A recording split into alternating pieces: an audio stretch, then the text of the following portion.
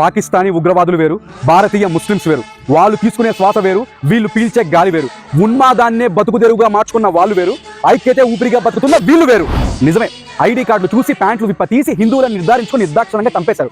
కానీ ఆ ఉగ్రవాదుల్లో మనం చూడాల్సింది మతోన్మాదాన్ని తప్ప మతాన్ని కాదు. ఎందుకంటే ఖురాన్లో ఎక్కడా సాటి మతస్థుల్ని చంపండి అని రాయలేదు. హిందువులను టార్గెట్ చేసి చంపినందుకు హిందువుల గుండె మండిపోతా ఉంటది.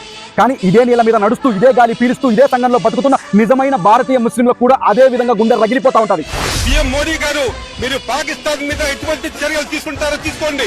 మేమందరం 140 కోట్ల మంది మేము మీ వైపు ఉన్నాము. కానీ కొంతమంది ఉంటారు, ఇండియా మీద పాకిస్తాన్ క్రికెట్ మ్యాచ్ గెలిచినప్పుడు క్రాకర్స్ కాల్చేవాళ్ళు, ఉగ్రవాదులు భారతీయులను చంపినప్పుడు కేకులు కట్ చేసేవాళ్ళు. మనం వాళ్ళని వెలివేద్దాం, వాళ్ళని వ్యతిరేకిద్దాం. అంతేకాని ఉగ్రవాదంలో మతాన్ని చూడొద్దు, భారతీయ ముస్లింలకు ఉగ్రవాదాన్ని ఆపాదించొద్దు.